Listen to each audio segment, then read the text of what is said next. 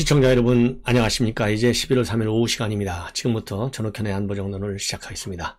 시청자 여러분들께서요, 주변에 빨간색 버튼, 구독 버튼 꼭 좀 눌러주시고요. 이 100만 대군을 모실 수 있도록 우리 시청자 여러분들께서 많이 도와주셔서 문재인 정권을 무너뜨리는데 제가 역할을 할 수 있도록 챙겨주시면 대단히 고맙겠습니다. 오늘 첫 번째 소식은요, 문재인 대통령 지금 현재 유럽 순방 중에 있죠. 완전히 망신을 당하고 다니고 있어요. 제가 보기에는. 예. 왜냐면 우선 트래비 분수대에서 정상들 모두가 사진 찍는데 거기도 끼지 못했어요. 왜 끼지 못했느냐? 공부하려고. 그 다음 세션에 발표하게 될 내용 공부하려고 그 정상들이 친교 차원에서 이 트래비 분수대를 방문해서 사진을 찍는데 거기에 못 갔어요. 정말로 공부를 했는지 아니면 거기서 쉬고 있었는지 알 수가 없어요. 탁현민이가 그랬잖아요. 발에 피가 난다고. 아니, 가기 전에 그 가까운 데 있는 노태우 대통령 빈소도 못 가는 상황에서 뭘 하길래 지금 5년째 정상회담을 하고 있는데 그렇게 발에서 피가 날 정도로 대통령 주치의는 뭐 하고 있었나요? 이게 얼마나 부주의하고 그야말로 무능한 겁니까? 주치의까지도 무능하게 만드는 거예요, 이게. 탁현민이가 대통령 죽여 세우다가 주추위 무능하게 만들고 대통령의 건강에 관한 1급 비밀이잖아요. 대통령 건강. 이거를 국제사회에 만천하에 공개한 거예요. 이거를 아무도 비판 안 해. 나 정말 기가 막혀요. 탁현민이 이게 유능한 사람인 것 같지만 이렇게 무식한 거예요. 한마디로 얘기해서. 아니, 대통령의 발에 피가 나도 안 났다고 해야죠. 대통령의 건강이 얼마나 부실해야 그 정상회담 며칠 하는 거. 그러면서 어떻게 헝가리도 가고 몇 개씩 나라씩 거쳐서 옵니까? 빨리 왔어야지. 그 정도가 되면. 참 허접하기가 짬짝이 없어요. 자, 그 다음에 또 이제 이건 이 정도로 말씀드리고 또 하나 뭐가 망신스럽느냐. 지금 로마 교황을 28일날 가자마자 바로 만나가지고 방북하십시오. 로마 교황이 기꺼이 가겠다라고 얘기했다는 거 아니에요? 그걸 가지고 바이든 대통령 지나가는 길목에서 기다렸다가 한 2, 3분 동안 얘기해놓고 정상회동했다. 뭘 정상회동해? 지나가다가 그냥 저스트 미팅이죠. 그냥 만난 거지. 예? 그 중간에 교황이 북한 가기로 했어. 그 영어 통역하면 몇 마디나 했겠어요. 그게 전부죠. 시작과 끝. 그걸 가지고 얼마나 뻥튀기 갖고 언론 플레이 했어요. 그러다가 박경미가 외교를 뭐 합니까? 그런 사람 대변인 시켜가지고. 무식하기 짝이 없는 거죠. 그 아르헨티나 출신이라서 더운 나라이기 때문에 겨울에는 북한 못 가 이랬잖아요. 지금 미국의 조야에서 난리가 났어요. 지금 아르헨티나가 왜 더운 나라, 왜 따뜻한 나라기만 하냐. 예. 거기는 아주 추운 데도 있다. 추운 데도. 예. 이런 지금 보도가 나오고 있어요. 지금 그래서 미국 내에서 말이죠. 도대체 이게 뭐 하는 것이냐. 이런 얘기가 나오는 거예요. 예. 지금 왜 VOA 방송에서 아르헨티나에 있는, 남극에 있는 도시인데, 아르헨티나에 거기는 스키장까지 있다는 거예요. 관광도시 바빌로체에 있는 파타고니아 스키 리조트. 2017년도 7월달 기록한 온도가요, 영하 25.4도라는 거예요. 그래서 이 날씨 때문에 못 간다고 얘기한 거, 이건 말이나 되느냐. 더군다나 더 망신스러운 것은요, 이 문재인 청와대는 이렇게 막 박경미 나와서 띄웠죠. 박수현이는 서울에서 띄웠죠. 바이든하고 둘이 이거 한미 간접 정상회담 했다. 아니, 간접 정상회담하는 말 들어봤어요? 제가 그래도 명색이 외교만 제가 한 30여 년간 한 사람이고 저도 외교관 생활도 많이 했는데요. 정상회담도 많이 해봤고 간접 정상회담 했다고 설명 홍보 언론 플레이하는 나라도 처음 봤고 이런 청와대도요. 문재인 대통령 이전에 노무현 대통령 그 다음에 DJ도 이런 식의 홍보를 안 했어요. 당연히 MB 박근혜 이런 식의 홍보 안 했죠. 아니 그냥 정상회담 안 했다 그러면 못하고 마른 거예요. 그게 무능하니까. 예. 그래야 되는데 그걸 간접 정상회담까지 해가지고 교황 방문 얘기했다고 자랑하는 청와대. 그러니까 미국에서 얼마나 기분 나쁘겠어요. 불쾌하고 이 무능한 무식한 이 청와대를.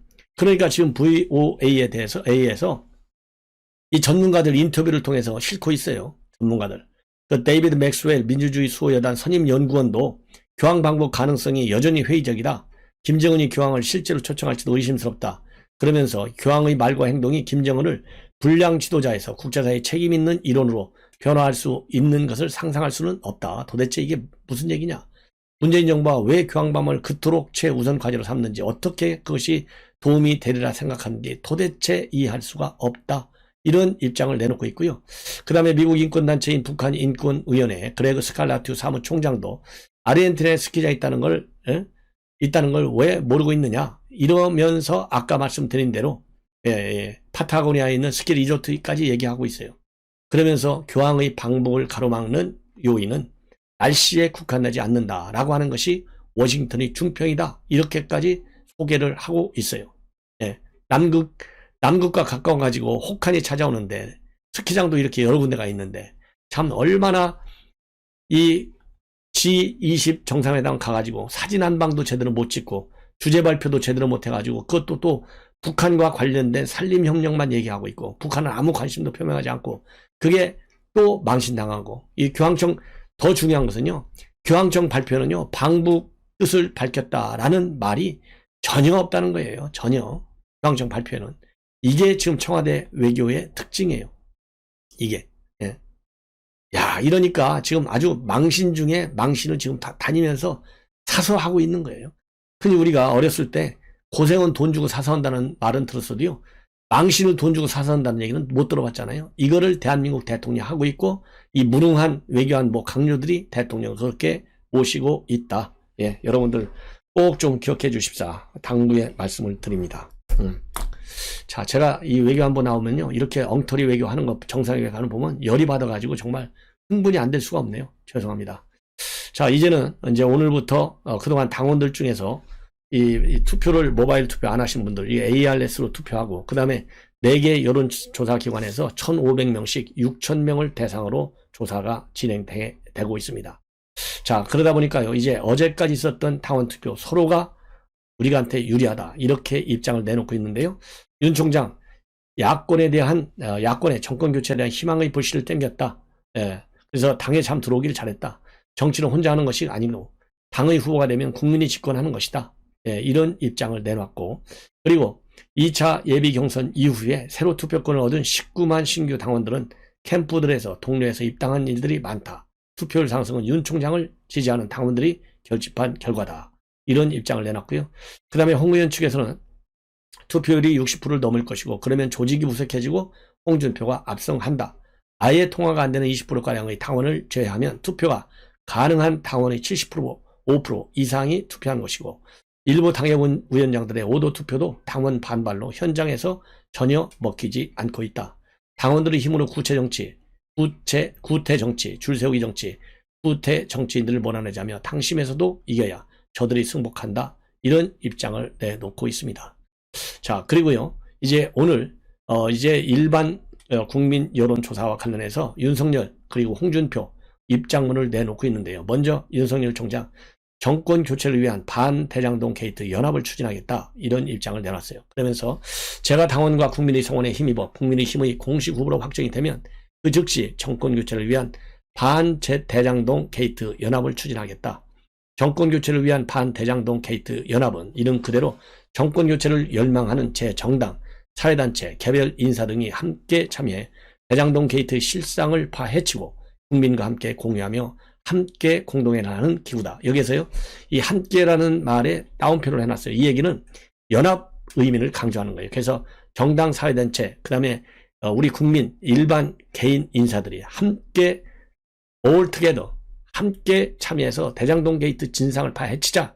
딱 이겁니다. 그래서요. 이번 대선은 대장동 게이트의 부패, 몸통과 싸우는 전쟁이다. 이들은 문재인 정권을 잇는 하나의 세력으로 그들은 공적 권력을 이용해서 국민 재산을 약탈했다. 과거는 중요하지 않다. 지역세대 등 차이를 불문하고 부패 척결, 정권 교체 목표를 위해서 힘을 하나로 모아야겠다. 그래서요. 지금 정권 교체는 왜 정권 교체를 하느냐? 이재명 몸통을 수사하기 위해서 정권 교체를 해야 된다. 그래서 반대장동 게이트 연합을 추진한다. 상당히 시의적절하다. 이렇게 평가를 하고 싶고요. 그 다음에 홍준표 후보도 이 대장동 특검을 안 하면은 문재인 대통령 본인도 퇴임 후에 책임을 면하기 어려울 것이다 라고 하는 강한 입장을 내놨습니다. 총체적 관건선거 책동을 중단하라. 대통령 특검을 받아들이지 않으면 문재인 대통령은 퇴임 후 책임을 면할 수 없다. 예. 여기서요, 이 총체적 관건선거 책동 중단하라. 이 얘기는요, 이미 문재인 대통령도 한번 지적을 했잖아요. 산업부 차관이 그야말로 관건선거를 지시했어요. 즉, 대선 공약을 발굴하라 이렇게 지시를 했습니다. 여기에 대해서 문재인 대통령이 보고를 받고 공개 질책을 했고 공개 질책을 하니까 즉각적으로 이 선관위가 조사에 나섰어요. 조사한 결과 그 혐의가 충분히 있다. 왜냐하면요 박 차관이 지난 8월 31일 날 산업부 내부 회의에서 직원들한테 대선 캠프가 완성된 후 우리 의견을 내면 늦는다. 공약으로서 괜찮은 느낌이 드는 어젠다를 내라. 이런 취지의 발언을 했어요. 그래서 문재인 대통령이 이거는 부적절해. 재발하면 엄중 책임을 묻겠다. 이렇게 경고했어요. 경고가 있으니까 이제 선관위가 조사에 나서서 이거 혐의가 있다 해서 검찰에 수사를 의뢰했습니다. 자, 그래서 공직선거법 9조 그리고 85조 위반 혐의 즉 공무원의 선거 중립 의무하고 선거 관여 금지를 규정한 이 공직선거법 위반 혐의를 받고 있어요. 자, 그래서 이것이 이제 이 산자부 이 관건 선거 하나고요. 그 다음에는 지금 여가부에서도요 이런 말하자면 의혹이 제기되고 있습니다. 그래서 이미 이준석 대표는요 전수 조사를 하자 이렇게 촉구를 하고 나섰고, 자 그리고 이제 김부겸 총리도 기강을 좀 세우겠다 이렇게 지금 입장을 일단 밝히고 있어요.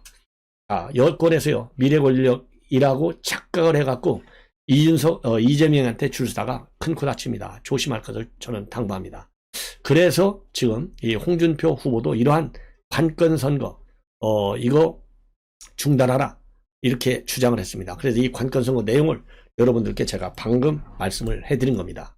자, 그러면서 이어서 말씀을 드리면 내년 선거를 앞두고 문재인 정권과 민주당은 관건 포퓰리즘 부전선거를 획책하고 있다. 비리 덩어리인 이재명을 지지하기 위해서 이 문재인 정권의 국가 공권력과 예산 정책을 총동원해서 관건선거로 몰아가고 있는데 87년 개헌 이래 이런 부정관건 선거 시도는 유례가 없었고 국회 80석 의석 그리고 임기 말 국정 지지만 믿고 힘으로 밀어붙이고 있다. 그러면서요 지난번에 26일 날 문재인과 이재명의 청와대 상춘제 밀락에서 무슨 협잡이 오갔냐, 선거 지원과 대장동 비리, 퇴임 후 안전보장과 같은 다양한 논의를 했을 것이다. 그러면서 대장동 게이트는 이재명 게이트다. 즉시 특검을 받아들이고 공정한 수사를 하지 않으면 문 대통령은 퇴임 후 그 책임을 면할 수 없다. 이렇게 밝히고 나섰습니다. 그러면서 이 국무총리와 국정원장, 법무부 장관, 그다음에 행안부 장관 이러한 선거 영향을 미칠 수 있는 모든 주무장관들이 여당 출신인 정치인이다. 그래서 선거 중립 내각을 구성하라. 이렇게 촉구하고 있어요. 그러면서요 내년도 예산안도 대통령도 아닌 이재명의 기본 시리즈나 다른 공약 예산이 편성되는 것은 민주적인 절차 그리고 예산회계 원칙에 어긋나는 것이다. 지난해 총선에서 전국민 재난지원금으로 정치적 이득을 보더니 이번에 또 자유당시 고무신 선거를 획책한다. 그러면서요 대선 대표 지원금을 강행한다면 다음 정권에서 국가 권력체제를 동원한 불법적 이재명 선거 지원 사건 수사가 다시 없으리라는 보장은 없을 것이다. 이렇게 강하게 이 법적 조치에 돌입할 것임을 지금 경고하고 나섰다. 이렇게 봅니다. 자, 그래서 여기 전반적으로 보면 이 당원 투표에서 이미 서로가 아까도 말씀드린 박빙 우세를 보이고 있다. 그러면서 윤 총장의 실언으로 여론이 돌아섰다라고 하는 것이 홍 측의 입장이고요. 윤석열 총장 측에서는 충분히 승기를 잡았다. 이렇게 딱 정리를 하고 있는 점이 현 상황에서의 특징이다. 이렇게 보여집니다. 자, 그리고요. 지금 이제 여권 동향을 보면 뭐 여러분들 잘 아시다시피 서른이 누굽니까? 이재명이 구속될 거야 이렇게 얘기했잖아요. 그래서 절대 승복 못해. 이 서른이 결국은 이재명 캠프의 용광로선대위에 공동선대 위원장 자격으로 참여를 하고 있습니다. 그래서 이 공동선대 위원장 이 회의가 열렸는데요. 여기에서도 여전히 이재명에 대한 이 대장동 사건의 의혹 이거를 강력히 제기하고 있어요. 뭐라고 하고 있느냐? 지금 나와 있는 대통령 후보들을 보면 큰 차이가 있는 것 같지 않고 국민은 진실한 사람을 대통령으로 뽑을 것이다. 진실한 사람이 별로 없다는 거예요. 그러니까 바로 이재명을 지금 겨냥하고 있는 거예요. 그러면서 오늘은 첫째 날이니까 원론적인 얘기를 하겠다. 국민들은 첫째 진실한 대통령을 뽑을 것이라는 생각이 들고 이후에 추진력을 따지고 그 다음으로 좋은 정책이 있는가를 셋째로 생각할 것이다.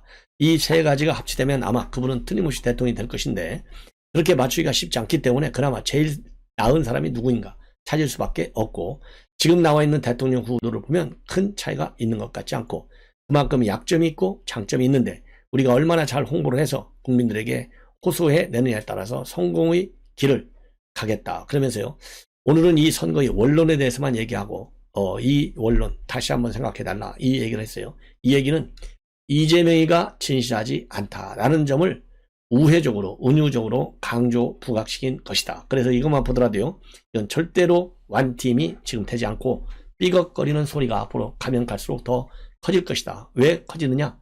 이재명의 지지가 지금 답보 상태에 빠져 있잖아요. 안 올라가잖아요. 그러니까 본래 집이 잘 안 되면 어떻게 돼요?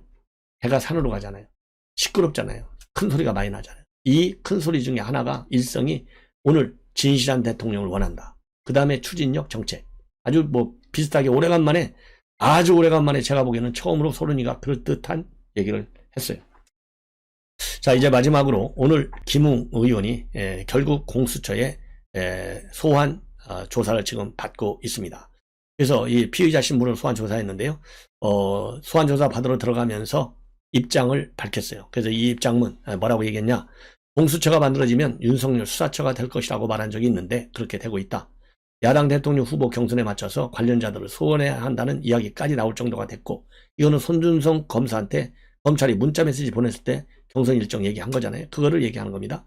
그리고 민주당이 강제 수사를 지휘하자 즉각 구속 영장이 청구되는 그런 전 근대적인 일이 반복되고 있다. 송영길이가 말만 하면 그대로 착착 진행됐잖아요. 이번 사건은 청와대 울산시장 선거 개입 사건처럼 공수처를 이용한 선거 개입 사건이라고 국민은 판단할 것이다. 예. 그리고 고발 사주 의혹의 실체, 윤석열 개입 전혀 없다. 이거를 다시 한번 강조하고 있습니다. 공개된 녹취록을 보면 알겠지만 윤 총장이 지시했다는 내용은 전혀 없다.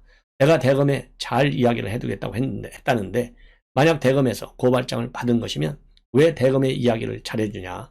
논리적으로 앞뒤가 맞지 않다. 이렇게 강조를 하고 있어요. 그러면서 고발장 작성자와 경위는 기억나지 않는다. 이거를 다시 한번 강조하고 있습니다. 그러면서 녹취록이 증거가 된다면 조성은 씨가 원장님이 지시하신 날짜가 아니라고 한 것은 왜 수사가 안 되고 마느냐.